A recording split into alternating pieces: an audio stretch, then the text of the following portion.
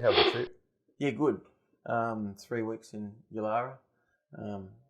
It was good. Yeah, did a few odd jobs up there with the bloke that runs it because they've obviously been locked down with Corona as well. So they just refurbished their shop. Is that in the territory? Yeah. So Yulara's Ayers Rock. Yeah. Okay. Yeah. So my partner, her daughter works up there for the camel tour place, and so we had accommodation offered to us. So we went up there for a couple of weeks and just basically helped them fit out their shop that they just refurbished. Yeah. What sort of shop they got? Well, it's a camel tour business. Oh, yeah. So they've just got like a souvenir shop there. Yeah. And where they run the shop from. Then you do your tour and you come back and have a feed. They give you a beer and some damper and stuff like that. How's it been going up there since they've sort of restricted, I suppose, COVID, but now that people can't walk on Ayers Rock? Yeah, look, I'm not sure how the actual figures stack up for him, but I mean, Corona's all come about, so I think they shut the Rock in September, October. Yeah, then Corona started in March, but he's way down. Like well, they had to shut for 3 months totally. So he's feeling that, but then he sort of outsourced. They've got some spots around the Rock where wild camels, feral camels are coming in and starting to wreck some of their infrastructure, just pulling chains out of the ground where they've got little tracks going. So the people from the resort there that run the whole area, we're going to get someone in to shoot them. And he said, well, look, I think we can utilise them better. So he got permission to set up basically a trap around these water sources. And they've been trapping their own. So I went and helped him finish the trap off, and we did a bit of trapping the first 4 days. I think we ended up with about 38 camels. Yeah, wow. In 4 days. They thought they only had an issue with about 12. Yep. And he went and had a look, and he said, look, it's a lot more than 12. He said, some camels come in, you might see them this week, you won't see them for another 2 weeks. Yeah, right. So yeah, we ended up with 38 in 4 days. What happens to the camels? Some he sends to, he's got a client in Victoria that's trying to start up a camel dairy, so anything that's heavily pregnant he sends to her or sells them to her, and the rest are going to Peterborough abattoirs where they slaughter camels, and a lot of it gets sent back to the Moroccan army. Yeah, right. For their meat, Yeah. So. You're partial of making your own. I do, yeah. I don't like to waste it. Yeah. Salami, jerky, sausages. Yep. Make a bit of my own cheese and stuff as well. Yeah.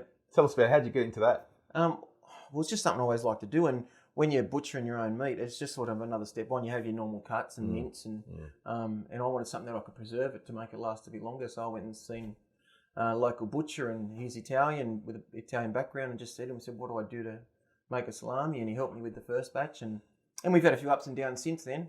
But you've got to be careful with salami. You do, yeah. So normally it's air cured, and you use a bit of preservatives in it.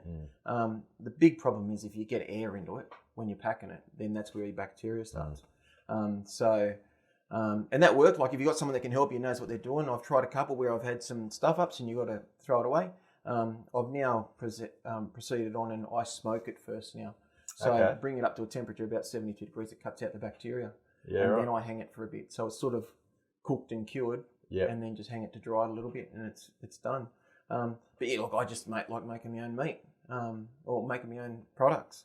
I think it's really important, isn't it? Like, you own a gun shop, you enjoy shooting, you enjoy hunting, and it's a spin-off from that. Absolutely, yeah. Well, it's just applying for your family and your friends. And it's, look, in Australia, we've got that problem where we can't just give meat away legally, give people that need it. Like if we could give our meat to the homeless, that'd be awesome. Yeah. But we can't do it. It's just not possible. Well, I saw in New Zealand recently they've been shooting a lot of deer out of fiordland, that they're non-wapiti type deer, and processing it and giving it away to, which is ideal. Mints to disadvantaged people or homeless people. Yeah, absolutely. Yeah, and we should be able to do it. Well, it makes sense, doesn't it? It does. No point in wasting it. It's just a complete waste. Well, earlier this year, back to the camels, in WA, I think they did a camel cull. Up to 10,000 camels got shot, but it's all just left in the desert to die and rot. And it's a shame, isn't it? Whereas if we could get it into our supermarkets and on the shelf like they do with kangaroo now and stuff like that, then it's a product that people could eat, and it's not much different than beef. I often think that here in Australia, we're probably a little bit different to, say, in Europe, that just the mentality around it. Absolutely. Yeah. Aren't we? Like, And I mean, in New Zealand's also, although it's only a couple of thousand kilometres away, their mentality around hunting, sourcing your own food, distributing it in your community is so much different to what we are here. Yeah, over there it's a lot more. What's the word? It's just accepted, isn't it? It's just accepted. Yeah.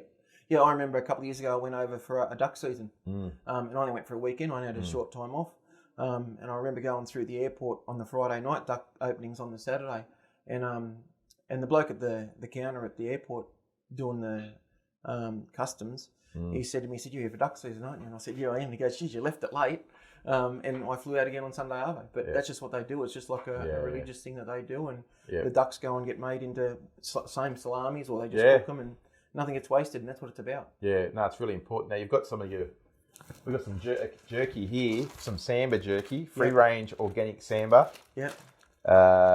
From the Victorian High Country, and you've got some... I've got some salami over there. Tell us about the salami.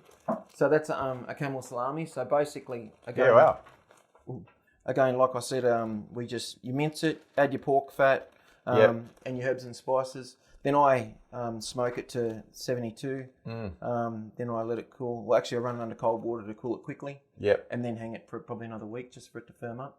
Yeah, right. So it's a fairly quick sort of process. I do it that way. If you're doing it naturally where you hang them, it could take up to 6 weeks. Yeah. Yeah.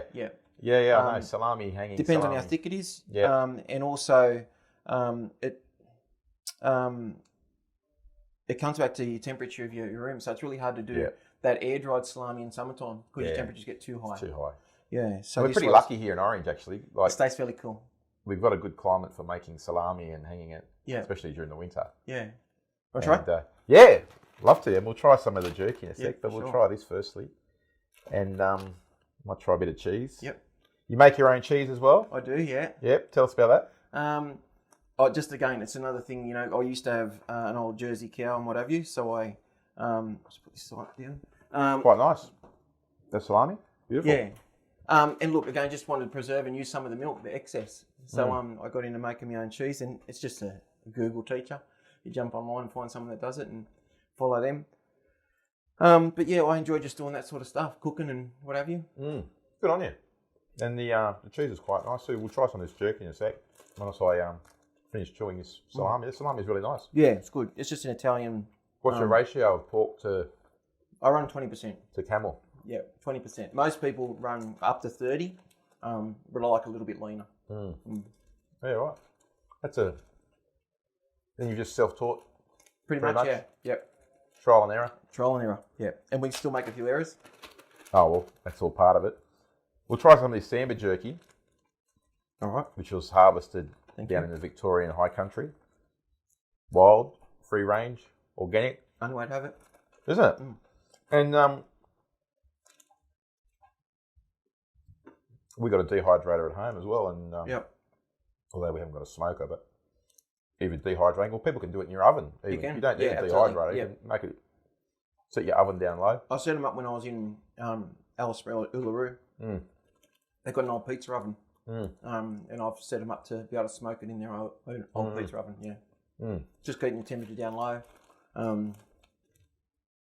and just getting it dry nice and slowly. And look, I've changed too. I used to do my jerky out of minced venison, and I bought what they call a jerky blaster, which is like a corking gun. And I've sort of gone away from that now, and I slice the meat and use more of a wet marinade instead of a dry marinade, and it seems to be working. So, yeah. Do you find, through speaking to people, clients, customers that come in here, that it's getting more popular? Absolutely. Yeah. And look, I've even noticed on some of these cooking shows where they're starting to use venison and stuff a bit more. And I think that's great for what we do because it's just advocating the feral animals that we have and people are starting to utilise them. Yeah. Well, I think it's so important, like yourself, I grew up hunting and going out and it was, a lot of it was hunting for sustenance, right? Yeah.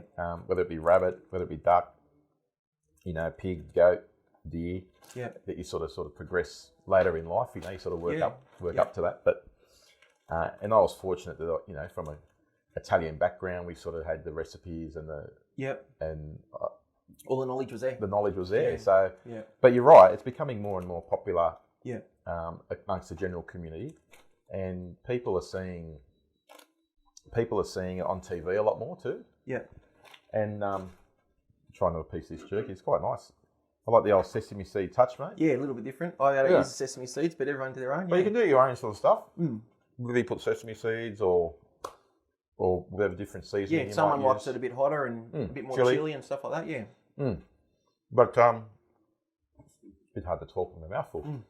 But I was only watching TV the other night, and I saw Jeremy Norris. Yep. You know Jeremy? Yep.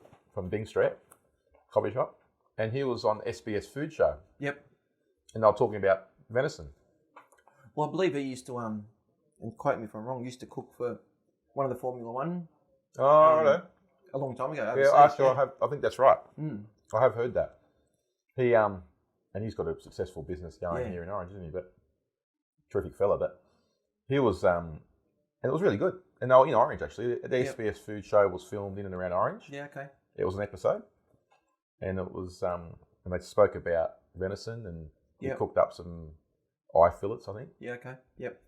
And no, it's good that they showcase it. Yeah, for sure. And actually, he actually said it was free-range organic venison. Yeah. He prefers it to farm venison. Yeah, absolutely. Yeah. And people don't realise when you hunt, they think it's all about the kill, but it's not. And you've got to think, this is how I look at it, and I try to explain to people when I'm hunting, when they say, oh, but you can just buy it from the butcher. Yeah. And I said, well, if you've got a deer sitting out in the paddock, and he doesn't know you're there and you shoot him, he died relaxed. And people don't realise the stress that animals go through when they go to an abattoir. Yeah. And by hunting your own, it takes away all that stress from the animal, so your meat's actually better. So that's the way I look at it. And look, I could 10 out of 12 hunts that I go on, I'm not chasing a certain animal. It's just meat. Yeah. And you probably a lot of times I could be out in the first hour, I'm home again because you see what you want, you shoot it and come home. Yeah. It doesn't have to be anything in particular. Yeah. And I think it teaches you too, like butchering techniques. Knowing different cuts. Yep. How to butcher an animal. Like they're probably skills that we've lost. Absolutely. Yeah, a lot of people in community wouldn't know how to do that. Wouldn't know how to cut up an animal. That's wouldn't know how to gut an animal. Yeah, and which are the tough cuts and which are the not so tough cuts. Whereas and people say, oh no, probably 50 years ago. Yeah. Well, I guess it's like shanks. How many years ago were people feeding shanks to the dog? And now they're quite expensive, and everyone loves a shank. Yeah. Yeah. They do. So and shanks have sort of done the full circle now. Well, they have, haven't they? Yeah. Yeah, they do. I'll have another piece of that salami, mate. It's quite nice. And what else you been making or doing? Well, the Alara trip was my last big one. But yeah, other than that, just working and doing stuff for the family. Yeah. Yep. And shop's going well? I know it's... Yeah, we're still a bit down with the COVID stuff, but just poke along, mate, and hopefully we're a bit light on stock. Just getting scopes and things in at the moment's a bit tough for the supplies. But hopefully once that sort of sorts itself out, we'll poke along. Oh, terrific. How about your family? Yeah, we're good, mate. We're good. We're poking along, keeping out of trouble. That's all you can do. And no, we're all well, thanks. Yeah, good. Yeah, no, we're going all right. So, have you been out for a shop? No, I haven't. I haven't for a little while. I haven't had time. Yeah, okay. I've just sort of been busy doing other stuff, but I did want to go down to Victoria and go samba hunting, but the lockdowns have sort of put a bit of a barrier on that. But look, once it opens up, hopefully get down there before the end of the year. Yeah. If not, probably next year. But been shooting a couple of fallow sort of locally. Yeah, up and around Bathurst. Yeah, okay. A few months ago now, but that's about it, really. Yeah, okay. Haven't done a lot of hunting this year. Yeah. I'm going for a rabbit hunt on Saturday, so hopefully we'll knock a few out. Just got this lady locally that's got a problem with rabbits, so. And rabbit's good eating. Absolutely. It's all back to your preparation again. Yeah. And it, I shot a few rabbits there last spring, I think, and just either baking them or just frying, even just roll them in flour and frying it, like a chicken. Yeah. Like a chicken. Yep. Isn't it? And it works, absolutely. And it tastes delicious. You've just got to get the right rabbit. Yeah, otherwise it can become a bit tough, but you get the right one, they're good. I know my father-in-law, he's Slovenian background, and they cook theirs in cream and paprika. Oh, right. And stew it, so it's something a little bit different. Yeah. No, rabbit's good. Yeah, I don't mind rabbit. I enjoy eating rabbit. Yeah. It's and that's one of those things again. People probably look it over it. Yeah, but you sort of see them in some butcher shops now. You're starting to see rabbits in butcher shops again, which is good. So there's obviously a bit of a demand for it. But All right, Ray. Well, good to chat, mate. Yeah, you too, mate. Good to see you doing well. Yep, for sure. And keep making those salamis and sausages. And need to get out and shoot some more deer. I made some sausages there a little while back. I haven't quite ventured into the salami making yet. Yeah. Because I know it's a little bit different. Different. The sausages are easy, but because you can just add your fat, do your mix, run them into skins and freeze them. Yeah, well, until you're ready to eat them. Yeah, that's what we did. We made some venison and pork sausages. Yep. We made about 30 or 40 kilos worth a couple of months ago. Yeah. Just at home, and we got them in the freezer. Never goes astray. And they turned out delicious. Yeah, they do. Yeah. You know, it was natural really good. skins or synthetic skins? Natural. Natural, yeah, I like the natural. I find they're easy to work with now. Yeah. Yeah. No, natural skins. We just got them from Borgie, I think, from the butcher shop. Yep, that's the go. And they came out really good. Yeah. All right, Ray. Thank you. Good to chat. Sorry, yeah. This is going to be short, but it might be good to talk about COVID and the effects on business. Yeah, okay. I don't know whether you've been affected or not, but it might be good to discuss that. Yeah. And suppliers and... Yeah, okay. The COVID... I'll ask a question. Yeah, okay. Yeah. So, obviously with COVID, how's it affected your business? How have you found it? Yeah, look, turned down, like our sales are down, I think last month they were around 35%. We have shut 2 days a week, so we shut Mondays and Tuesdays at the moment, just to sort of limit our time in here. Mick and I both have our issues, health issues, so we're just minimising our risk. So we shut Mondays and Tuesdays, but it sort of compacted our sales to those last 4 days of the week, which is good. Mondays and Tuesdays were fairly quiet. It just means when we're here, we're flat chat, which is what we want. So the sales are down a bit. Supplies hard at the moment. You said it, scopes. Yeah, scopes and things are really hard to get hold of. We just got another order of ammo in, so that was good. But they're telling me, we're only in early September now. They're talking end of October before some scopes arrive. Yeah. So people still buying firearms, which is good. Just got no scopes to put on them. But yeah, we'll get there. Just a matter of holding where we are. And what about from speaking to customers? Have you what have you heard from them? Yeah, most of them pretty good. They're, I suppose, at the point because there is low numbers in stock, they're not settling for second best, but they're just not as picky as what they normally would be. They can see something they could use, so they'll just purchase that instead. So, archery stuff's really hard to get hold of at the moment. Really? So, yeah, a lot of our archery stuff's gone. We've got plenty of arrows and stuff there at the moment, but bows in particular are just rolling out. So. Yeah. And I guess it's where stuff comes from, whether it's from the US or China or it's just where you source stuff from. Some of our ammo comes from Italy, and I know Italy, when the COVID first started, had a lot of problems over there with it. So I guess that's what's sort of set us back with ammo from those sort of places. Yeah. You do the I was just watching behind your back there. You got obviously the hunting RG license stuff. License, you run the Yeah, restricted licenses we here do at courses. Here. Yep, help people out. And they've been going pretty good lately too. I think a lot of our customers may have been Victorian-based hunters, even though they live here. And because they can't get down there, we've had a bit of a rush on the R license stuff too, so they can hunt New South Wales for us, which is good too. It's good for the DPI hunting here, and look, it's just a matter of getting people in your door. Yeah. And what about people doing their licensing? Firearms license testing still going great. Lots of minors getting done too, which is good. I made a comment yesterday to a customer. He was looking for his license in his wallet, and I said it's nearly the same colour as your Medicare card. I said maybe that's a good slogan. Everyone should have one of these cards like your Medicare card. And he sort of had a bit of a giggle, so because they're very similar in colour. They are actually. Yeah, so he thought that was a bit funny. Yeah, terrific.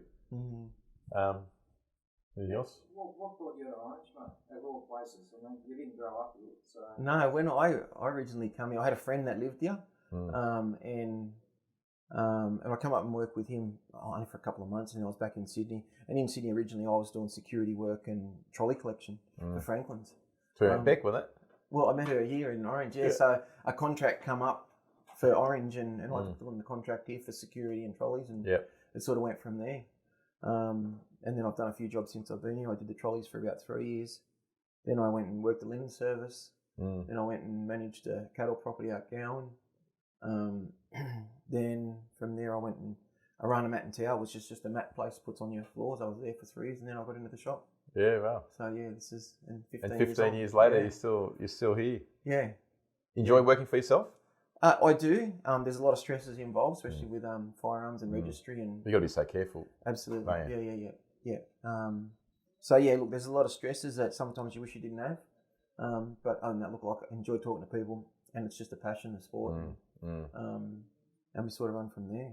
Yeah, right. That if there's something you'd like to do to your shop to, or make, to expand it or improve it, what would you like? I tried to see? the butcher and stuff, and putting a bit of sausage meals and stuff like that in. Sort of didn't take much here, but whether that's just the way I promoted it or lack of promotion, I'm not sure. In these times, but I guess at the end of the day, you just want to have stock for people to be able to get. If you can't do that, then you sort of don't have a business. Yeah. But yeah, look, I suppose we just keep poking along and see how we go. We're sort of lucky we're the only shop in Orange at the moment, so. Yeah, well, you are, aren't you? Yeah. Like, and you're always busy. Like, whenever I pop in here, there's always someone here. There's always people here, and it's the phone's ringing, and what about online? Do you do much online? I don't do much online. I know some shops, obviously. Yeah. Look, I guess that's the whole killer in the industry is that people can buy it anywhere. The only thing you can't buy is powder, primers, projectiles. You can even buy firearms, and they just get sent to another dealer. So, yeah, right. So that's and look, some of our opposition in Queensland, what have you, just price us out of the market. Obviously, the quantities that they're buying. Yeah. And we're better off just sending them to them and charge them a transfer fee for their transfer. Because at the end of the day, it's still about looking after your customer. If they can get a product the same as what they're after elsewhere and including the fee that we charge them, it's still cheaper, then at the end of the day, they're better off going there. And I'm happy to tell them that because you want them to be looked after as well. And then they come back and look after you later on for odds and ends. Yeah. Well, that's a good way of thinking about it, because a lot of shopkeepers, or would probably and other gun shops, I won't name them, but would probably get their nose out of joint about people doing that. Do. Yeah. And at the end of the day, it's about. And they'd say, well, that's the way you got to. If that's what you got to do, don't come here. Yeah. But I think that customer service. They may not buy the firearm from you this time, but they'll buy the ammo. There's some things they can't order online. Yeah, and I think people appreciate that honesty too. You got to be, mate. And look, since I started, I thought I knew about guns 15 years ago, and every day you still learn something new. And I always said to my customers when I first started, if I don't know that, I'm happy to ring and find out for you. I'm not going to just piss in your pocket and say, this is what it is. It just doesn't work like that. People don't appreciate it. Yep. So what's the go with these camels, mate? They seem to be pretty. Well, I guess something you've got an interest in. It is at the moment, yeah. I suppose my partner's got camels too. So, and not that she would ever eat hers, but we're just trying to. Why not? They're her pets. Just don't name them. But she doesn't like to see them just shot and left either. Yeah, which is good. And look, she's a hippie and totally not a hunter. And she said it's not that she doesn't appreciate we shoot for meat because she eats meat. So she knows where it comes from. She just says she can't turn out the lights. That's something that she can't do. Yeah. Well, that's fair enough. And it is. I mean, each to their own. Absolutely. And I respect people got their own right to their own opinion, right? Yeah, for sure. And I was talking to my wife about this the other day. People can say, I don't like hunting or whatever, I don't. But it's one thing, and as long as people do their own thing and they enjoy it and it's not illegal, I don't care what they do. Not hurting anyone else. They're not hurting anyone else. I don't interfere and meddle with them. No. And that's what really annoys me with hunting and shooting is like, you're not doing anything wrong. No. You're not doing anything illegal, but you get looked upon by a lot of people in society like you're sort of like some sort of freak. Yeah. Why do you need to go and kill your own meat? Why do you need to go and shoot And before animals? we got together, we were the same. She used to say to me, why do you got to do that? Why do you got to do that? And I always gave her the answer. And like even when I said about running an animal through the abattoir, she goes, you always seem to come up with the right answer. And I said, but it's the truth. It's not like I'm just making up crap. It's just how it is. And she goes, you always give me the right answer, so she can't complain about that. Unfortunately, some people let their emotions dictate their ideology, without looking at it in a pragmatic, practical, sensible way. Yeah. And she's got some friends that are vegetarians, but they're vegetarians for health reasons. And they have no issues with me shooting meat. I made them a a venison backstrap satay, and they love the satay sauce that much they'll dip in their bread in the same satay that the meat and stuff is in. So they're not actually vegetarian. Well, they're vegetarian for not that they don't eat meat because they used to, but it's a flavour. They just don't want to eat the meat. So you might have swung a few around, mate. Yeah, well, working on it. Yeah. Good on you, Ray.